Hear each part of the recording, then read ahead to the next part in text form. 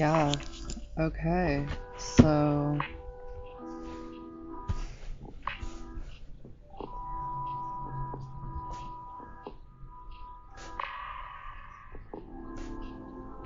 we're here to do a third one, or another set of threes, I should say. I'm still pretty sick, so we're gonna keep the camera off.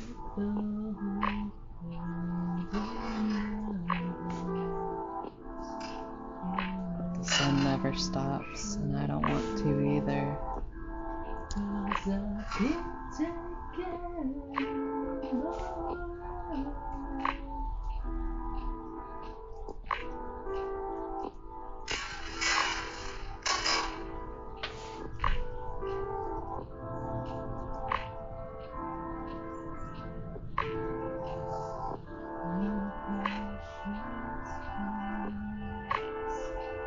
Now we're on to places, I believe. Covering nouns.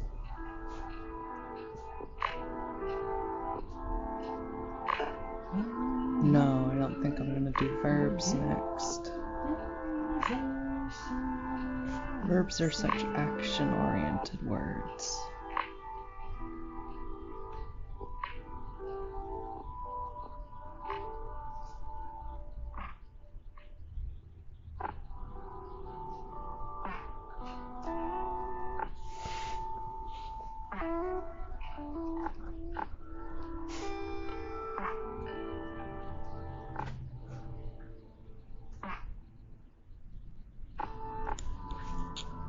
First thing I have here on this list is environment for places.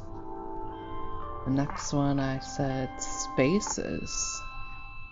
And the third I just called home.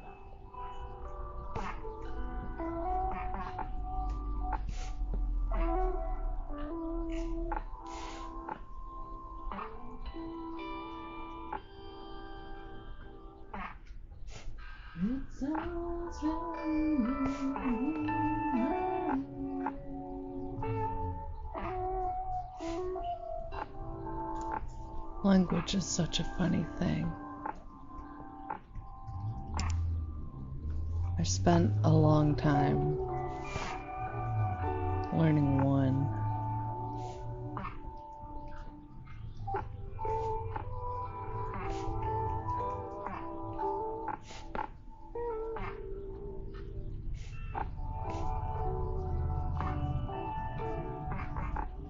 And the thing is, there's more to learn.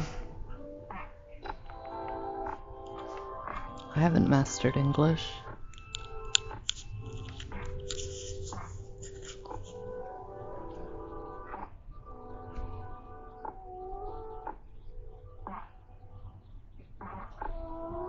But I do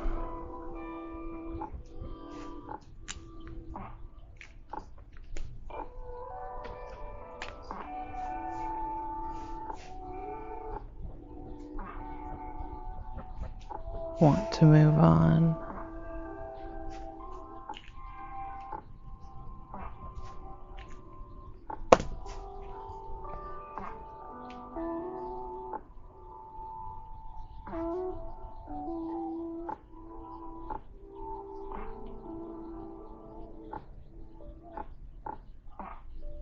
Fuck. I just accidentally changed the order of these songs, and now I just know it's gonna play out of order for me.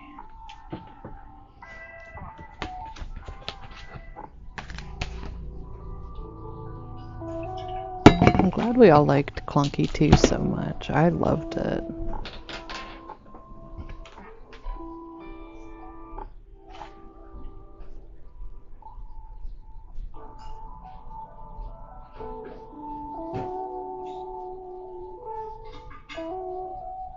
Yeah, as you might have noticed, we've moved beyond the microbial layer in Workscapes. Although I won't promise we won't come back, because I have plenty more album covers for that, as you might imagine.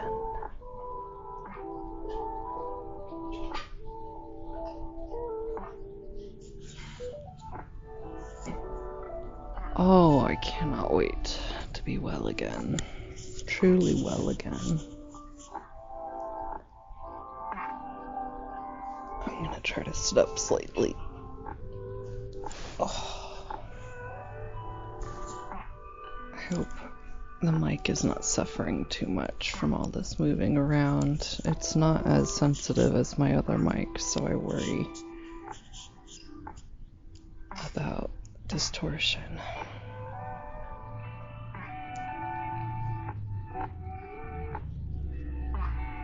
And richness.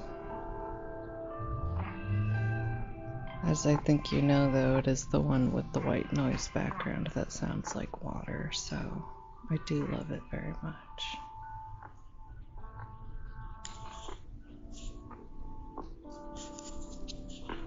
I was thinking recently about, oh shit, there's like a space for me to put a chain on this bitch. That's awesome.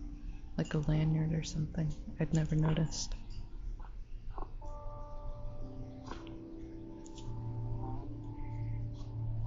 Oh no, those are mic and headphone holes. Wow. That goes straight through though. I can look right through that hole. What a cool little device. I know we all know that I love hardware and the hardware layer, like the most and mucho, but I mean, I think I'm right.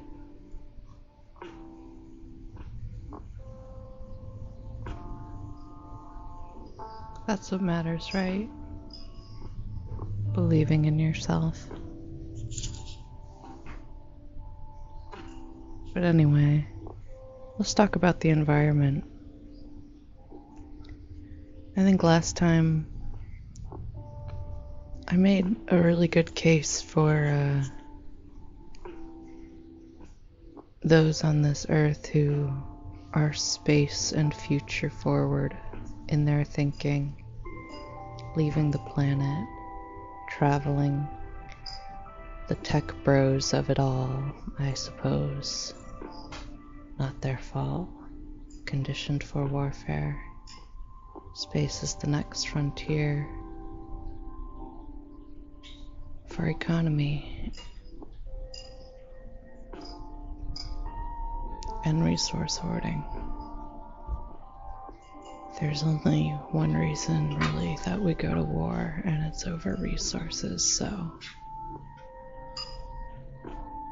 I understand. But I think I made a good case for environmentalism in a soul system perspective. I did use threats of alien life and potential neighbors. Although, I didn't think of it so much as a threat as I thought of it more as like a, oh, don't step on the roly-polies, please, you know? Or don't be a roly-poly getting stepped on.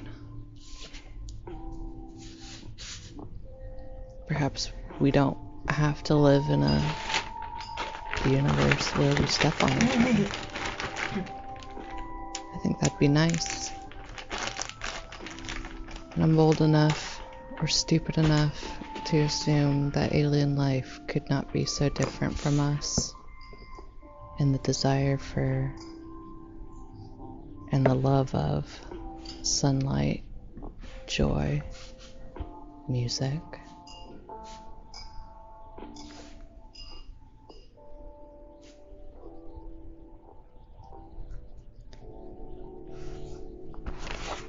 And in that discussion, I contrasted slightly with the concept of Gaiists, or those who stay behind to be stewards of land, of Earth, of our, as far as we know, origin planet. Does it matter if we started here? We're here now. It's scary to have holes in our memory. And for most of our existence as a species, our collective knowledge of our history has been shadowed and unknowable. I like to think that's been protective and give enough space to grow. I almost said gestate, but do we really need to use the big letter words or the $5 words if we don't have to? Big letters. All caps.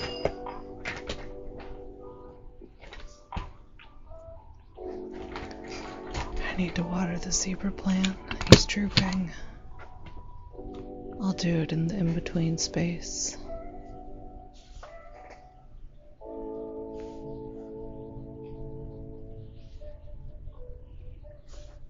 But what I've written here under environment is natural, physical, and biochemical. I think it's interesting that I chose those words. I also think it's lazy. I didn't feel like I needed to elaborate in order to prompt myself, which is usually a good thing. It means I feel confident and competent on the topic. I say usually because sometimes I don't elaborate at all and just force myself to wing it so that I can see what I'm capable of, and I don't like it when that happens, although I do tend to genuinely wing it, so a little bit of this and a little bit of that. You could say it's a mixed bag, but environment, yeah, I drew this comparison between, we're gonna call them belters. By the way, it was James A. Corey, who did The Expanse. God, I've been getting all the J's mixed up, and for some reason Brent Weeks keeps trying to like shoehorn himself into that train of thought or that connection of authorship, which is hilarious. He's the author, I'm pretty sure Brent Weeks is the author that inspired the Assassin's Creed games, but I could be wrong. I never played Assassin's Creed. Great fucking book series though, if it's the one I'm thinking of. Yeah, so we have this Gaiaism, the land stewards that choose to stay behind and be protectors of the earth environment for the sake of the human species. And that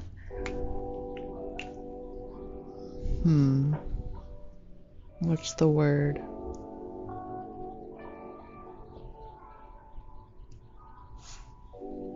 In my heart, obviously that honor should fall to our indigenous populations first, because they have the oldest living knowledge of our earth.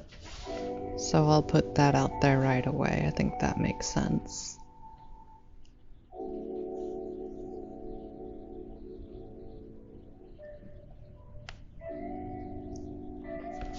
But we've speculated and actually done the math well enough to discover how much wiggle room our species has for adaptable change and genetic modification, intentional intervention.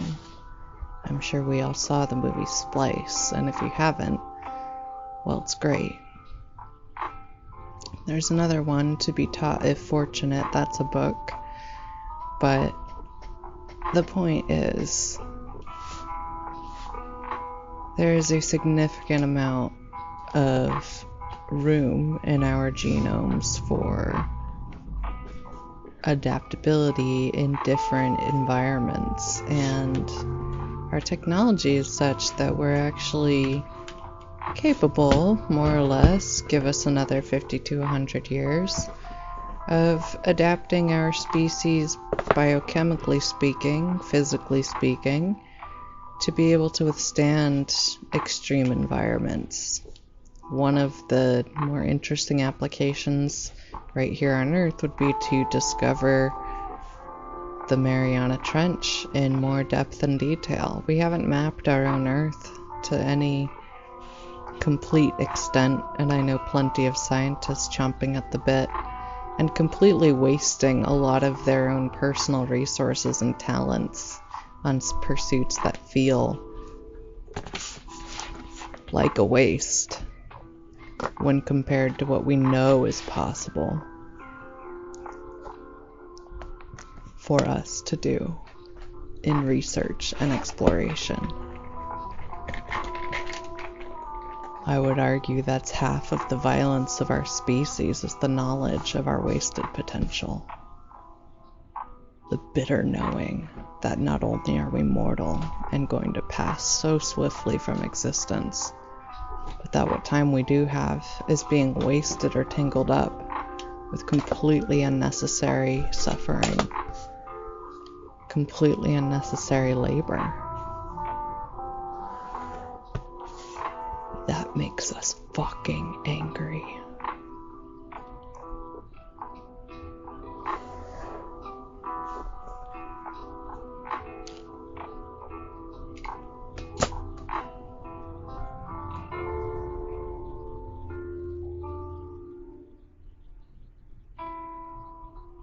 But something important about this parting of ways for our species, because that's what's happening. We're gonna end up saying sayonara to many of us in a going into the great dark beyond sort of way. Soonish. We can see it on our horizon as a species, as a collective conscious knowing. Tapping into that part of our unified capacity to know things. And to have a history still so filled with holes or shrouded in mystery and darkness, and to be looking forward knowing we're gonna change. We're gonna change so enormously. It's fucking scary. This is a scary time to be human. Not that it's not always this scary, and that we're not always on the precipice of extreme change. But I think it's really hard to internalize the raw reality of those things. I think it's a constant living challenge that we do every day. And if you're interrupted or your time is being wasted, it's harder and it hurts more and you're more fucking bitter about it.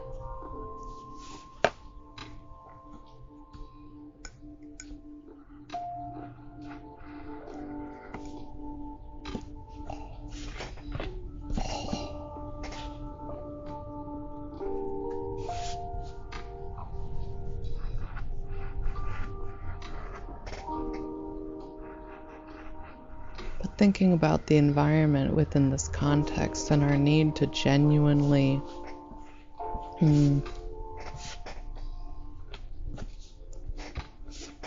recover as people, but as a biodome, as a biosphere.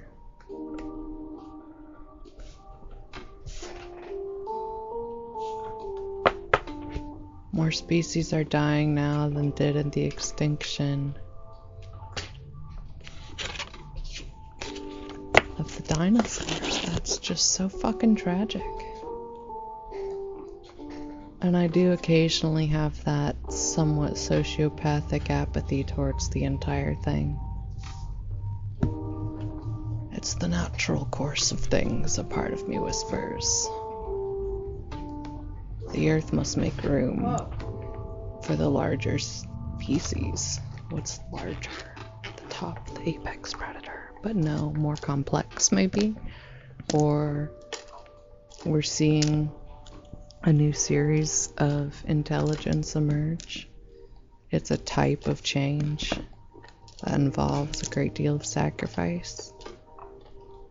Easy justifications to make for people who don't fully understand the interconnected layers of our environment's health. I have to work to be an environmentalist. It takes constant effort to remember all of these layers, mostly because I'm not a wildlife science expert. I don't actually have any scientific background in the earth sciences outside of the main basic requirements of my educational path and whatever curiosity has given me.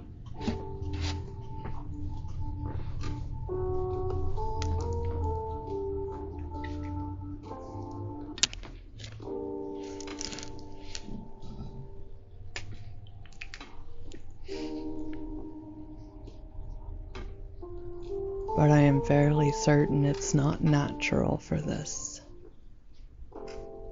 Earth to be so catastrophically headed towards collapse. Or at least humanity, again, appears to be committing suicide.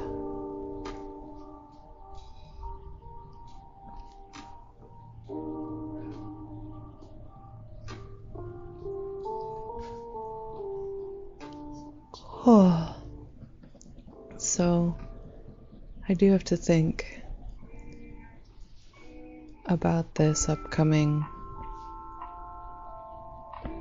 division of our attentional resources as we point outwards into space, but also need to turn inwards towards our habitat. And it seems obvious to me that with our ability to adapt and to augment ourselves technically in space travel and space exploration, the protection of the planet is not so much a protection of a living habitat, although it is, and it's deeply important. It's also, or maybe even more so, a resource. Water and minerals are resources.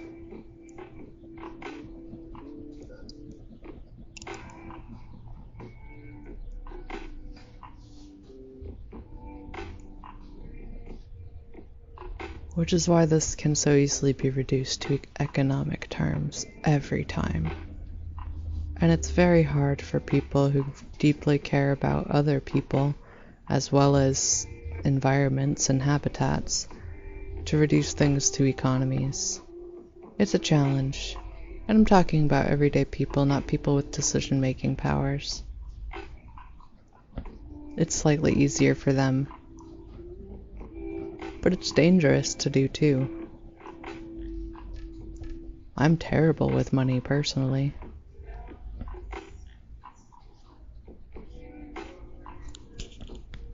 And there are plenty of people who are. Economy goes so far beyond individual spending. It's a living and breathing thing all on its own because it's composed of living and breathing things primarily. Those things are the only thing that make economy matter in the first place.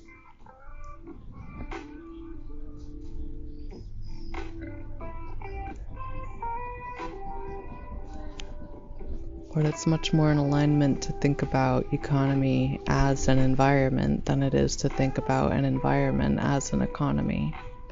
Order matters. This is PEMDAS.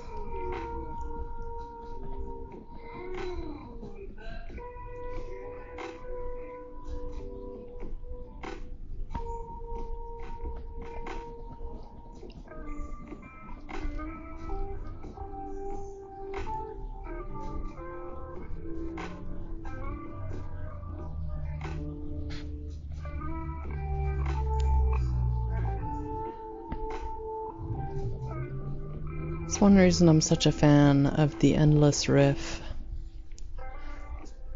or the Grateful Dead, although I don't actually listen to them. I like what they represent.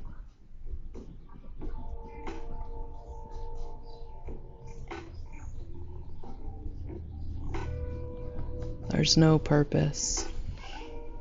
Absolutely no purpose, no meaning in anything without our conscious attention to it.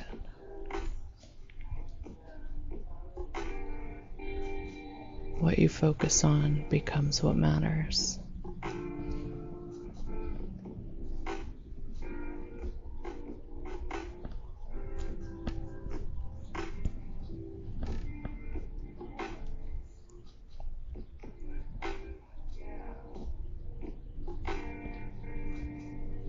The challenge most people have experienced in environmentalist work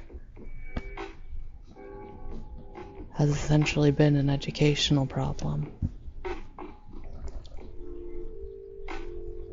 If everyone truly knew with precision in their bodies, in their minds, with both their feelings and their thoughts at the same time, together collectively, the exact impact we have on our living environment, there would be no problem. There would not be a problem. But we don't know those things, not all together, not at the same time, not in an embodied way, not in thoughts and feelings, not collectively.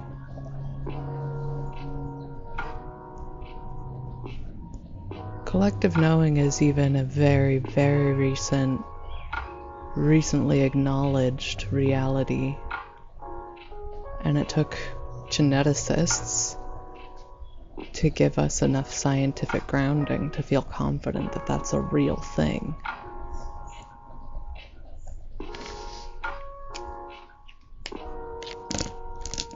But once you learn about it, it makes sense.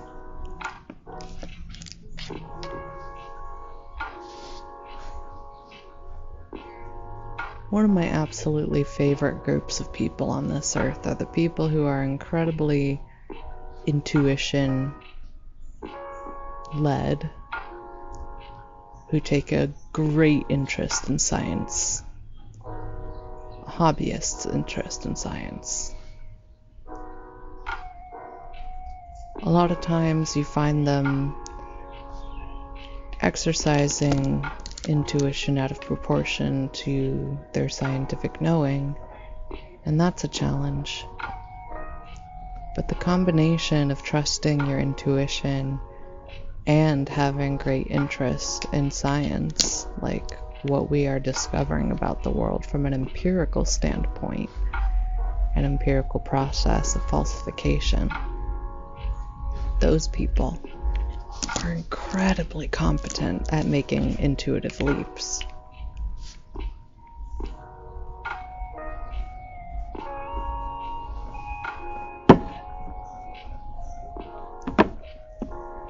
Unfortunately, their potential is often not exercised to its fullest extent.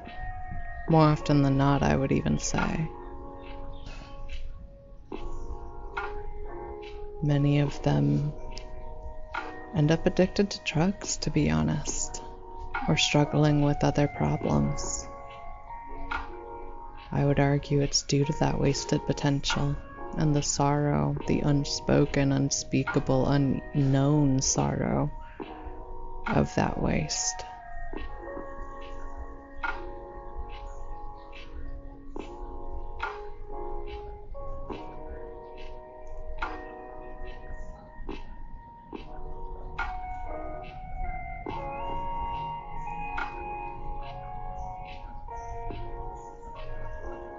I only know two things really about intuitive leaps. I know that Einstein was a fan. He was more specifically a fan of imagination, and he was an immigrant.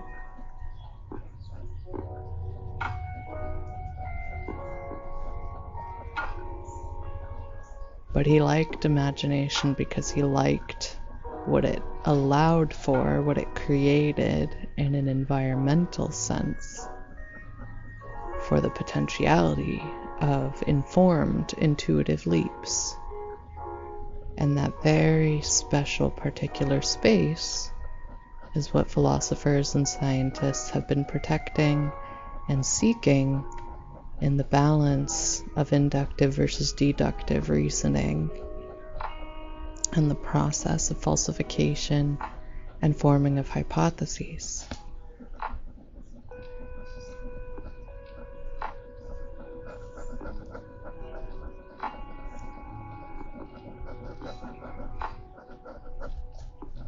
The other thing I know about intuitive leaps is that I used to have extreme testing anxiety, such that I failed where I otherwise would have succeeded, until enough of my educators coached me on different testing techniques, one of which involves guesswork. and the process of elimination, although that's another form of falsification. A quicker, handier form of it, you could say.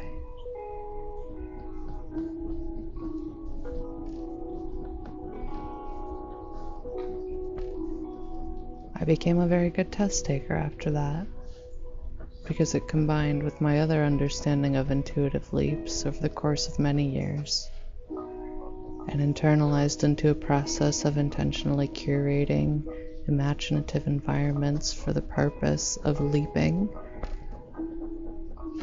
into hypotheses that I felt more or less capable of substantiating with my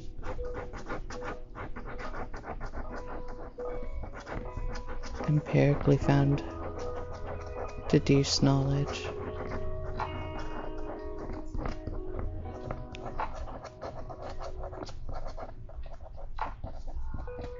And as all scientists would be quick to critique, you don't get gunslingers and lone cowboys in science. It's a collective effort. You need inter-rater reliability. You need test and retest. You need pre and post test. You need a more sterile environment than one single person's mind. The only thing I'm capable of is subjective knowing without objective reality. I need others for that process. Everyone does.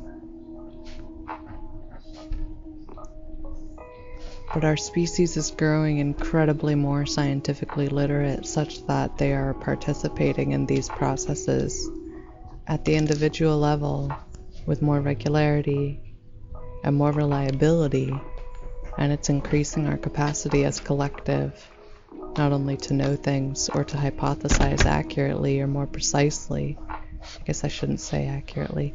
Hypothesize more precisely in our meaning and our guessing. But it's also leading to increased quality of life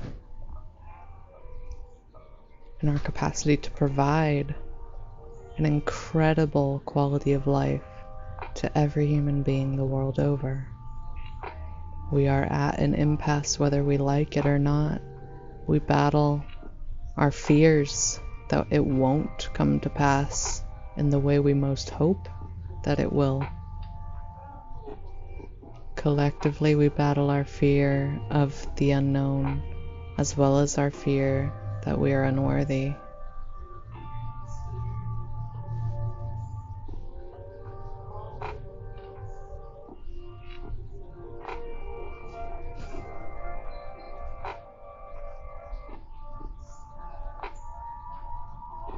But we are social creatures. Evolutionarily speaking, we were designed by our environments, by our travel through multiple environments, by our curiosity, by our hunger. We've been designed by our living historical experience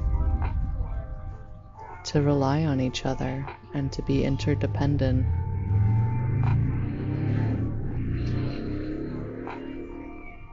And that's a protective feature.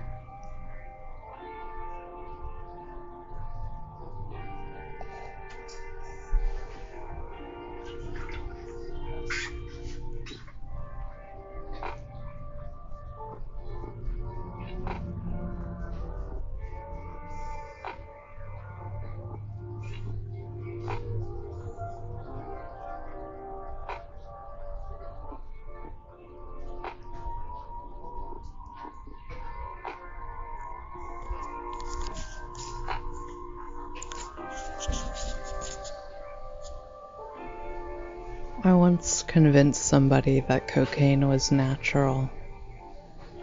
He was saying he only did naturally occurring drugs. I said cocaine's natural. He had to change it to unprocessed drugs. We had a very long argument philosophically speaking. Yeah, Danny, represent. Love you, man. Hope you're doing okay.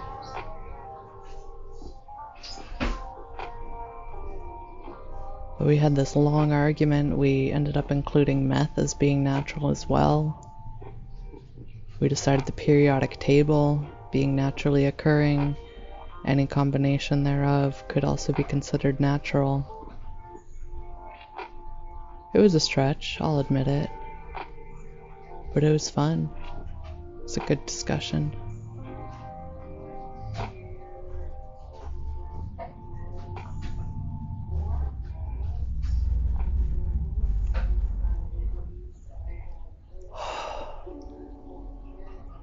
So when we talk about natural, let's be specific about what that means in an increasingly dynamic existence.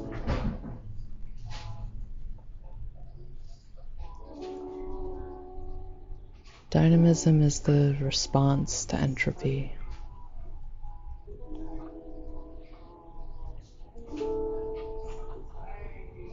If we weren't slowly being torn apart at a particle level into non-existence,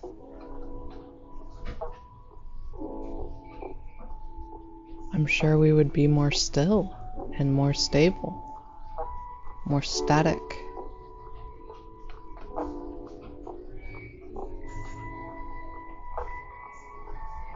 But we're not.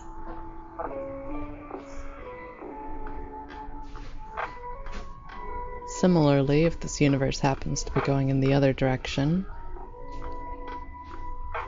if we weren't being dragged towards an increasingly more populated, combined, soupy particle layer, we would be more static. We would be more stationary and more still.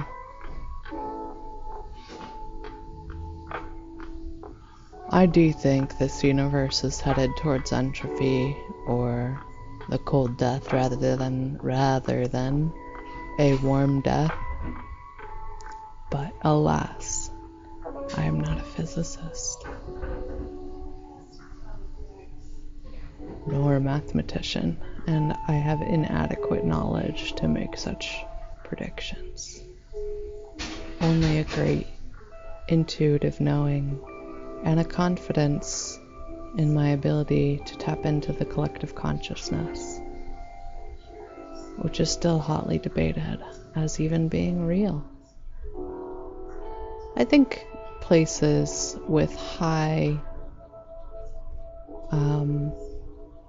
social interdependence and collectivistic mindsets, such as China, prove that collective consciousness is real.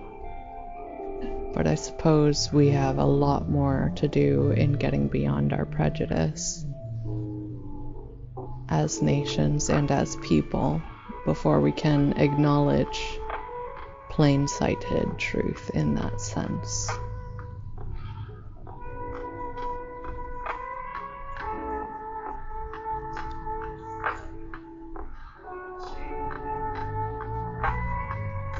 And China's a thief anyway.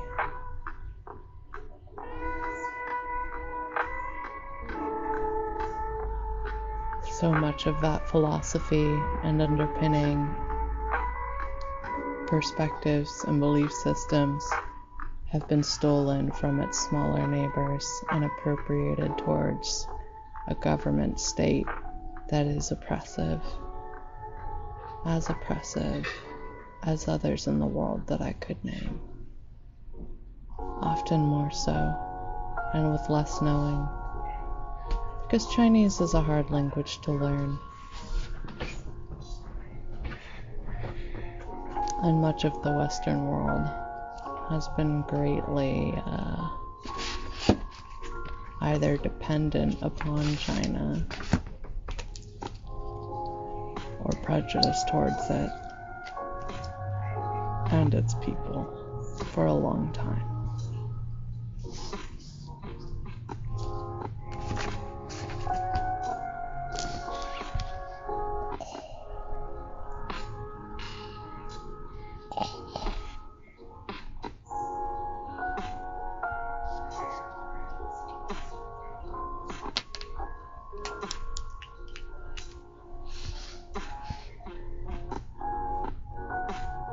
Oh, correction, by the way, the other day I said Singapore when I meant the Philippines.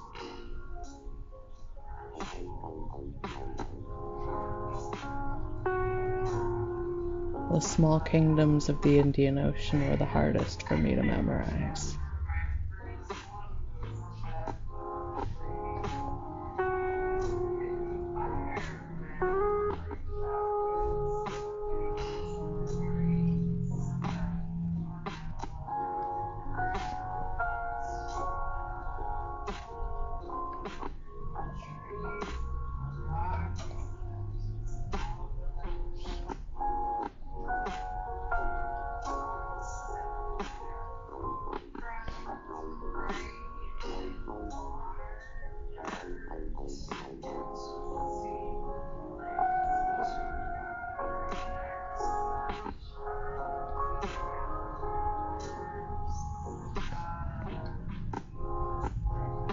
I'm so proud of these workscapes, by the way. Shout out me real quick. I wanted to create an environment to support both me and others in thinking about these various topics without being quite so voice forward, especially for those who might be in more vulnerable places and incapable or endangered by listening to things that are more straightforward.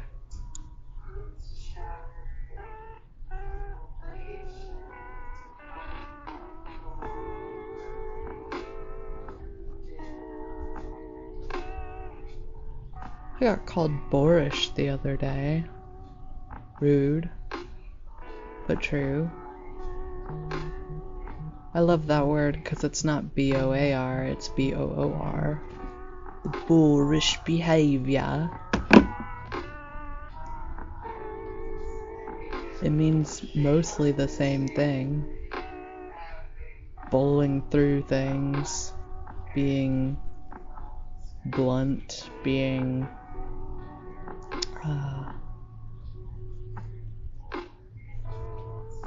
resistant to or intentionally disregarding social niceties.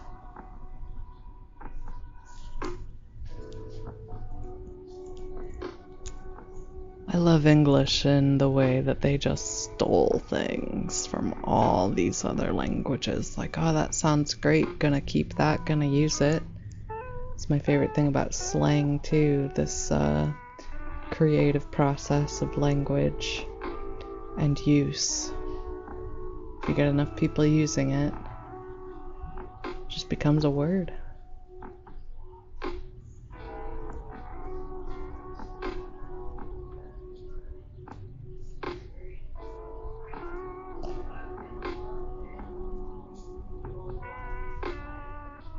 I do intentionally ignore social niceties, though. I am boorish.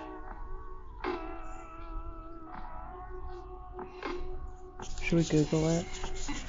Oh, sorry, I'm not Googling things anymore. We're using a different search engine. Should we search for it? How do we define boorish? Define. Oh my god.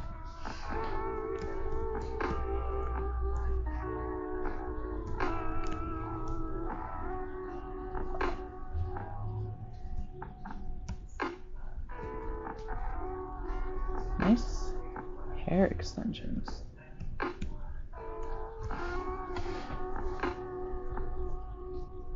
And boots. Wow. You outdone yourself again, my dear. Rude or insensitive person, resembling or befitting a bore. Rude and insensitive, yes. In my social interrelating, certainly have been quite that of late.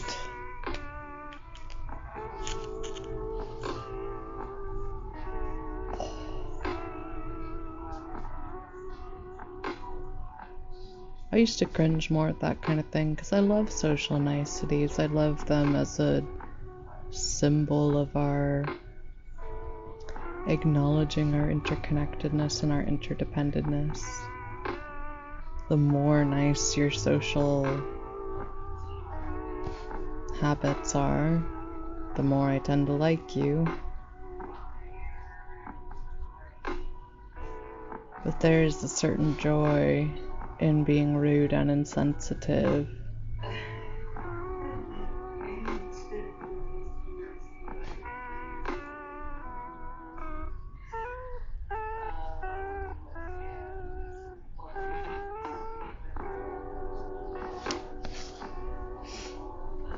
And lately I haven't been able to be anything different.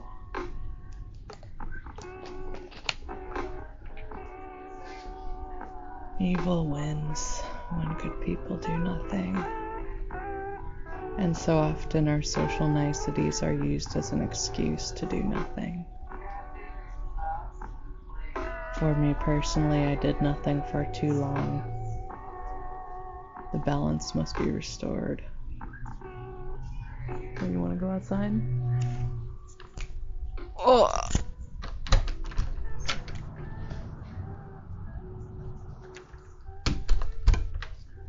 That's the only time she ever talks. Excuse me, open the door. Or let me in. And it's always so rude too. Or rather, she's telling me I'm rude for not just doing it. Forcing her to ask every time. Shouldn't I have just read her mind? I should know better at this point, shouldn't I? Yeah.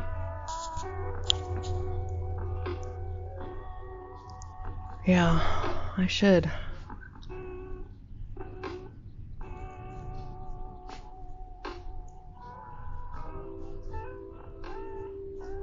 But the things I know and don't know could fill several oceans.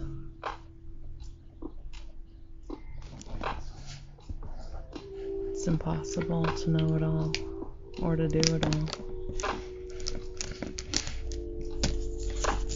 Anyway, I think that's natural and physical. Let's quickly do biochemical environments. That's the microbial layer.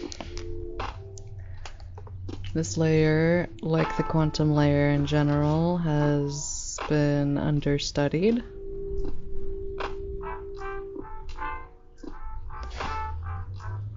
Although, biochemically speaking, it probably has the most accumulated knowledge compared to quantum states. And of course they are layers to each other, not separate from each other. The biochemical layer is probably the best one to learn if you're trying to access quantum layer knowing. Not that I'm an expert. I know things much more in theory, and because I can see their real world impact and make assumptions. But there's plenty of room for everything I don't know. What I do know is that these layers, like math, build on each other.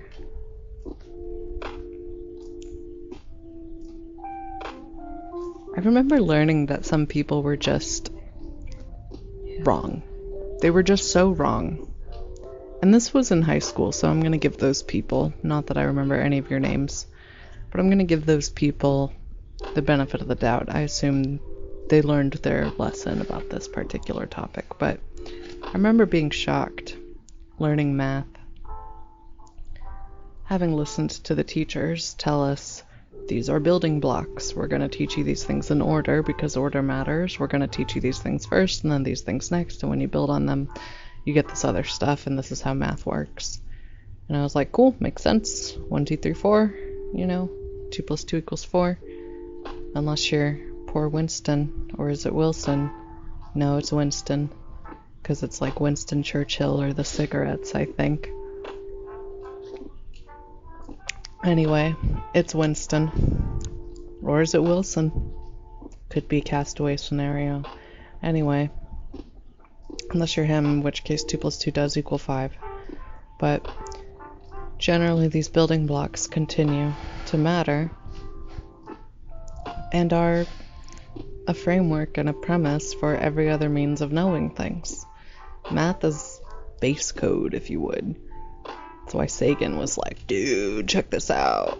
And Neil deGrasse Tyson was like, I can expand on this using a calendar. Fuck yeah, dude. Thank you for that, by the way. Very helpful.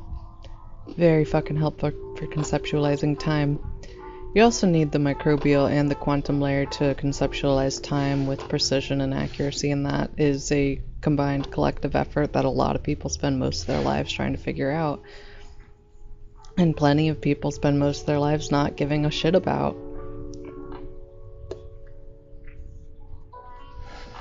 But yeah, I remember the very first time I thought, wow, people are actually stupid. Which, that's not a very nice thing to think, and I don't think that anymore. I'm speaking right now from my high school person perspective, but I had always been trying to give people the benefit of the doubt. My mom's a very nice person. She's the reason I'm nice, I would say. But she was always like,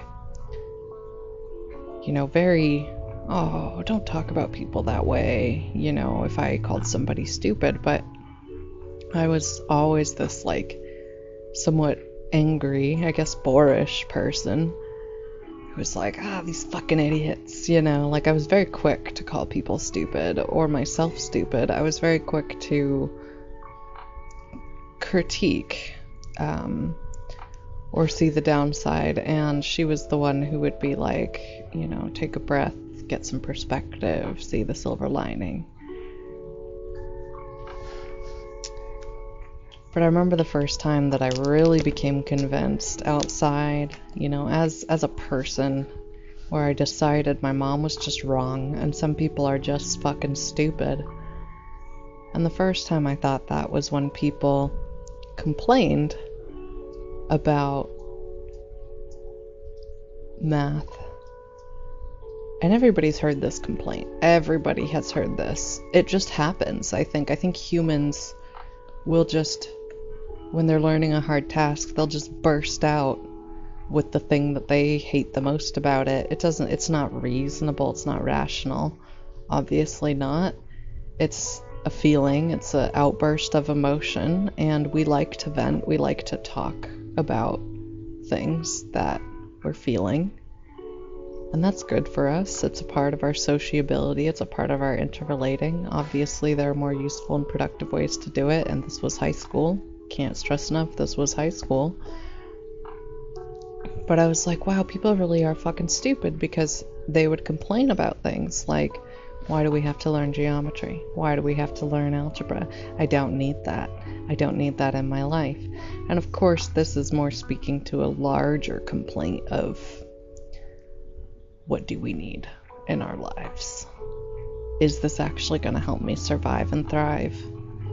And that's a huge fucking question for people in secondary school, especially under uncertain circumstances, like in this economy. But that was about the moment I was like, wow, people really can be fucking stupid, because the teacher literally said it builds on each other, and if you're listening, you can see somehow a little bit how it does that. And the complaint wasn't so much, why do we have to learn this one thing, or why do we have to learn this other thing, how is it applying to life, but like, why this math and not this math? And I'm like, well, if it's building on each other, you have to learn it all. I never got that. I was always just like, are you fucking stupid? And I had to grow, obviously. I had to grow, like, as a human being, because you can't relate to people. You can't have relationships with them. You can't be a full human, an actualized person in the world, if you can't relate to people. And you can't do that if you go around thinking they're fucking dumb because they can't understand or internalize or acknowledge the usefulness of math that builds on itself.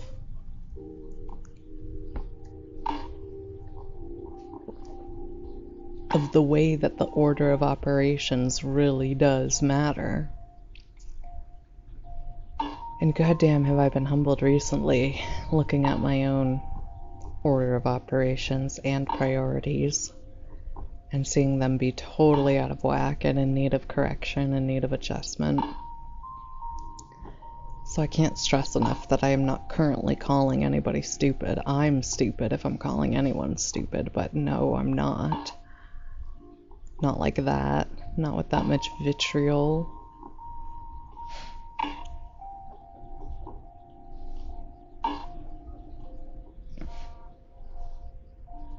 But if you think of it as building a literal pyramid, let's go all the way back to the enslavement of the Canaanites and others of the region at that time. Where was it, Canaanites? Oh god, I'm not a historian.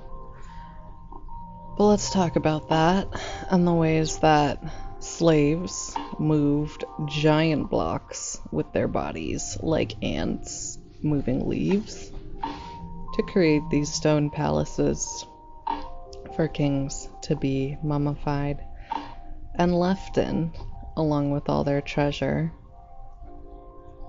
and as much written word as could be described to describe the gods and the people of the time.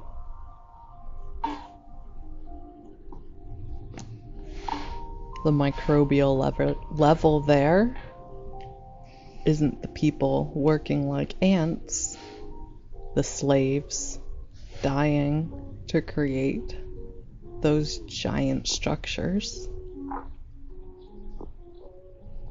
The microbial layer there is the dirt. It's not even the stone. It's the dust at the time in that place. The quantum level there is the reasoning of everyone involved and the meaning they made of their life. Slaves still find meaning in life despite their enslavement, and that meaning matters. And in the combination of their blood, sweat, and dust, that meaning was worked into those structures at a microbial layer.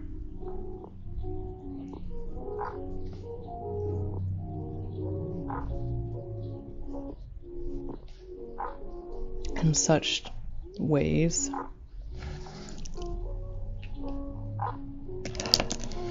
and thus is how we build as humans, or have done in the past.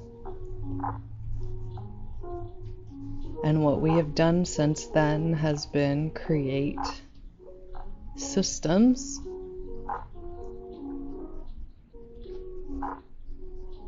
using system-based models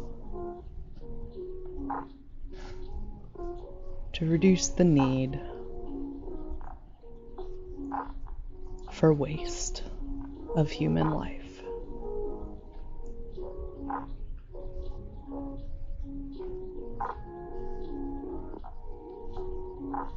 But that will all disappear in the face of apathy and in the face of human beings who don't consider their environment to belong to them, to be their responsibility, to curate, to nourish, to responsibly and responsibly engage with. And I'm struggling to say any of this because my trash habits are so bad that I'm planning upon feeling more well to go through my trash by hand and sort it before delivering it to the respective locations that it deserves to truly be delivered to. And it was that layer of nuance in California legislature that gave me confidence a better world was possible. I'm not from here.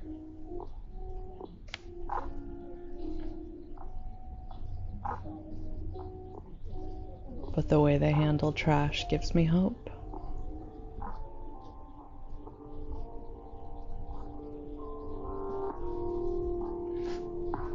They handle it with respect. They handle it like they might have to handle it again in the future.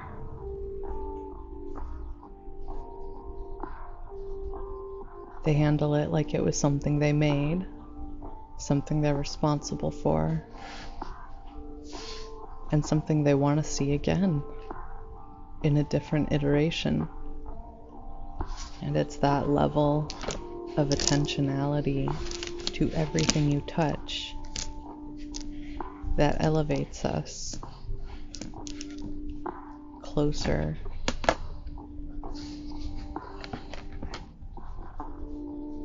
to our own divinity. And that last bit is my own belief. You can insert your own.